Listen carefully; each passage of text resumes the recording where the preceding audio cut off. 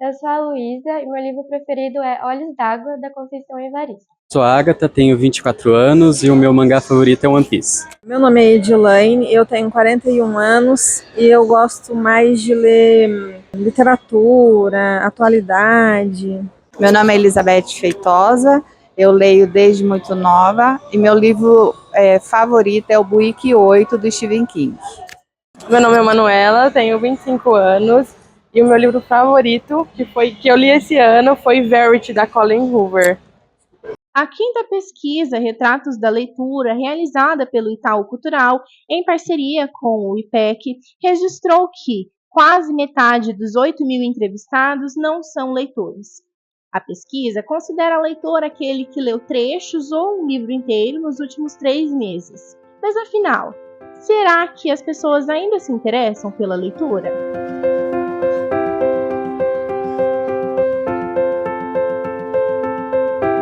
A leitura é um hábito que a estudante Luísa Loyola cultiva desde a época da pandemia e que se tornou uma paixão para compartilhar com pessoas do seu círculo pessoal.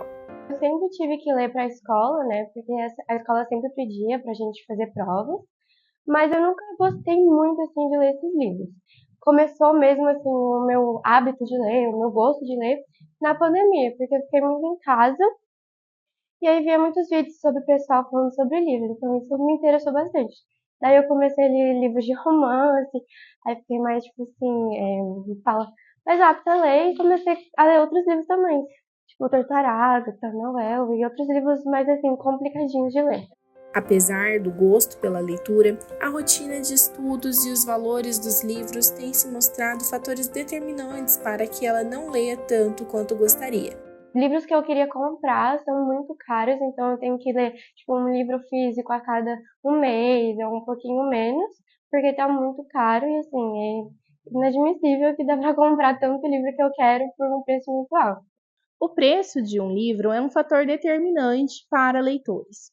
Um estudo divulgado pela Nielsen Books revelou que, ao fim do ano de 2023, o valor médio deste objeto era de R$ 45.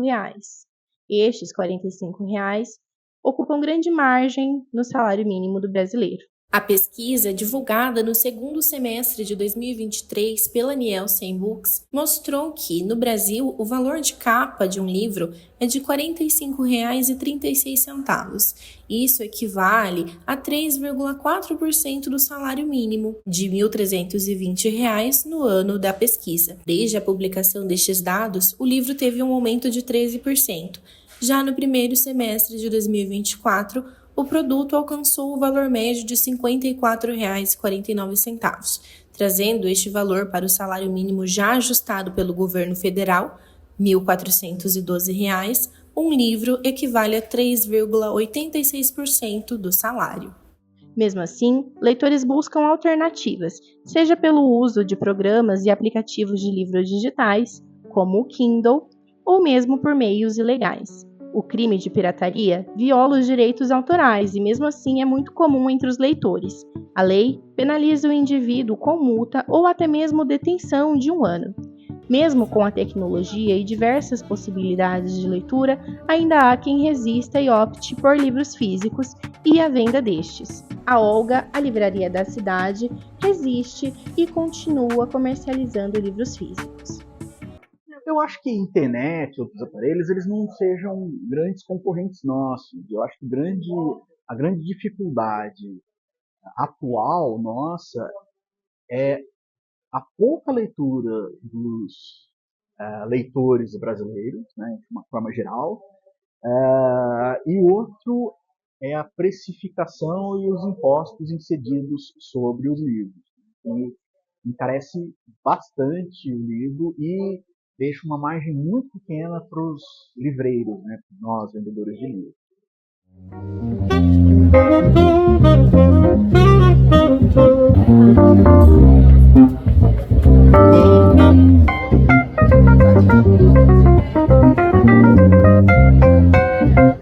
Para contornar a questão dos preços, a livraria Olga encontrou outras maneiras para prender a atenção dos leitores. São diversos encontros literários que a livraria promove. A livraria tem um conceito de seu lugar de vir e ficar. Então a gente ficou pensando para nós três, o que a gente gostaria de ter num lugar para a gente ficar além dos livros que a gente já tinha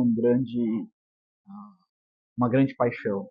E aí a gente foi elencando, um café, um choppzinho, um vinhozinho, refrigerante, um lugar para a gente poder sentar, uma área verde. Então a gente fez pensando muito naquilo que nós, como sócios, gostaríamos de ter, e isso atraiu o público, né? Porque eu acho que é uma coisa meio comum, né, das pessoas que gostam de literatura, e também uma parte de um outro lazer. Né? Um café diferente, um café de qualidade, um vinho, um chopp, um refrigerante, uma comida mais rápida, assim, num prato, né? Quitutes e essas coisas. São em locais como estes que percebemos como a leitura ainda se faz presente no dia a dia de muitos brasileiros.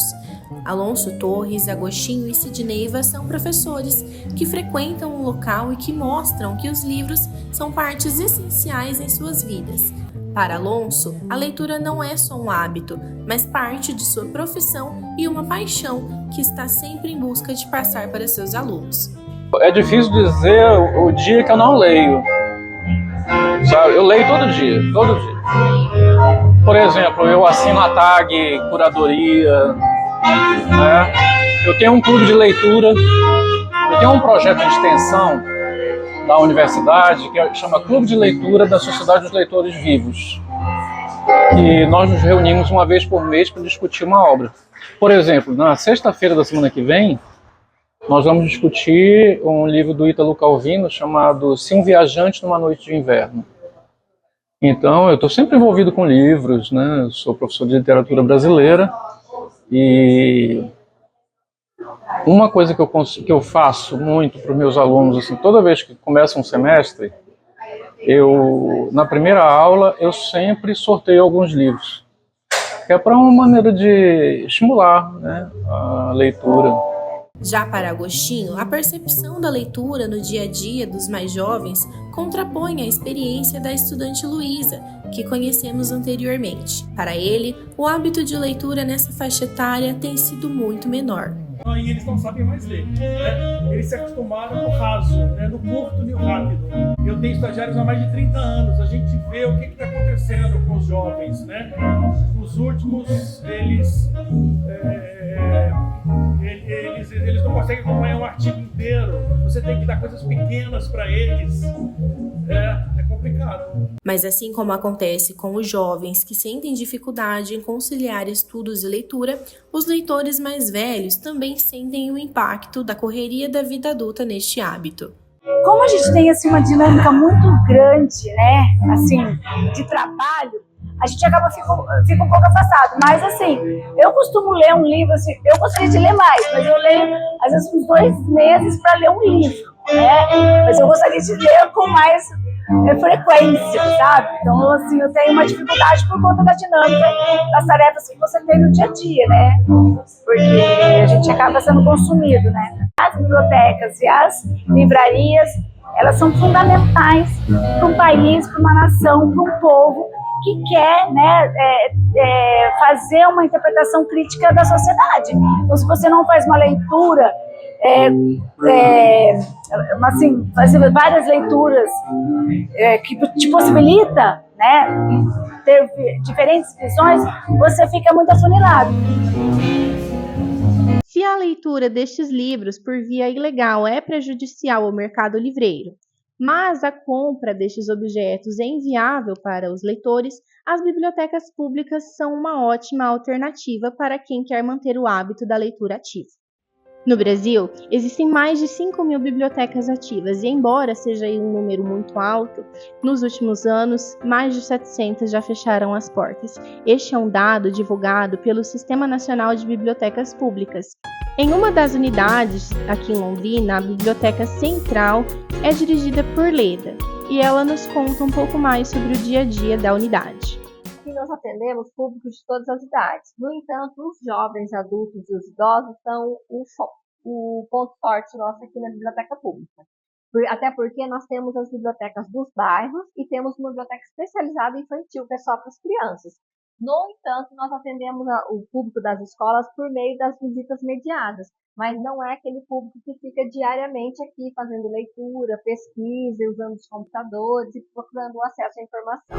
Os livros que chegam na biblioteca para fazer parte do acervo são catalogados, classificados e disponibilizados para os leitores.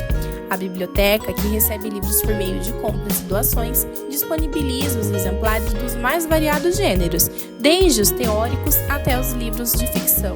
Para quem gosta da leitura para se divertir, Leda dá dica.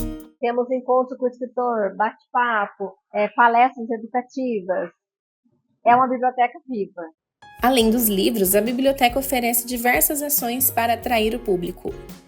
Nós temos projetos das visitas mediadas, nós temos projetos de melhoria da qualidade de vida com os idosos, nós temos o Literatura na Biblioteca, que discute as obras do vestibular, aí nós temos as visitas mediadas, temos várias ações que ocorrem, assim, mensalmente, por exemplo, o encontro do Clube dos Filatéricos, é uma vez ao mês, campeonato de xadrez, é uma vez ao mês. Aí nós temos uma atividade festival de prêmios com os idosos moradores aqui, que inclusive teve no sábado, uma vez a cada 2 meses. Aí nós temos atividades semanais, temos atividades mensais, temos atividades que ocorrem assim, por exemplo, exposição. Todo mês temos uma exposição nova. A unidade central conta ainda com salas temáticas, como a sala Sou o que Sou, porque todos nós somos, que valoriza a cultura africana, e a sala Yandereko Eg Cairo, que é uma sala indígena e expõe hábitos e costumes ancestrais dos povos originários. Por influência da mãe, a Rafaela passou a utilizar a biblioteca pública. Aos 11 anos de idade, ela empresta em média 6 livros por mês. Eu emprestei mais Diário Otário, por exemplo, o Guia do Mochileiro das Galáxias. Rafaela, quando você passou a frequentar a biblioteca? Acho que quando eu tinha uns 9 anos de idade. É a minha mãe, ela que pega livro pra mim. Ela que te influencia daí. Isso. E ela que te trouxe pra esse universo dos livros, né? Isso. Tem alguns livros que eu peço pra ler, só que ela não deixa, tipo Helena de Troia. Só que aí ela não deixa porque ela ensina pra minha idade. Ainda não. Você acha que sem a influência da sua mãe, você leria tanto quanto você lê hoje? Não. E você conseguiria comprar 6 livros novos todos os meses? Não. Então por isso você utiliza a biblioteca. Isso. Quais melhorias você acha que pode aplicar lá na biblioteca para atrair mais leitores? Livros de mais variadas idades e ar-condicionado, porque quando você tá lá, você sente calor e isso é um pouco desagradável. Através do relato, percebemos que os leitores londrinenses continuam frequentando as bibliotecas públicas e que, de fato, o hábito continua vivo. Diversos são os fatores que atrapalham a manutenção deste hobby, que ao longo dos anos tem se tornado cada vez mais caro e distante da realidade de muito. Mas basta um olhar mais atento a estes espaços para entender que, apesar das dificuldades, as bibliotecas são um meio de acesso à leitura. Para aqueles que estão adentrando este mundo agora, Leda incentiva o hábito por seu poder de transformação na vida dos leitores. Eu estou lendo um do Márcio Postman. Top of the World, que é qual que é o nome em português? Que é a vida dos esquimós. No País das Sombras Longas. É o Grande Sertão Veredas, do Guimarães Rosa. É um livro que eu sempre volto a ele. E é uma coisa muito interessante porque tem uma reflexão sobre o papel do mestre e do aluno. E claro, um amor impossível, né? A história de um amor impossível que existe ali. A leitura, ela é fundamental para a formação do cidadão e, consequentemente, para a transformação social. Não importa o que você está lendo. Se você está lendo um gibi, se você está lendo uma revista, se você está lendo uma notícia, se você está lendo uma crônica, independente do nível de leitura, a formação do leitor é gradual, é gradativa. O importante é ler. A importância é porque senão não seria, por exemplo, eu não seria uma aluna do nível que eu sou hoje, porque a leitura me influencia muito na escola. Leia, porque o livro é aquele brinquedo que, por incrível que pareça, entre mistério e segredo, põe ideias na cabeça. E o conhecimento ninguém te compra.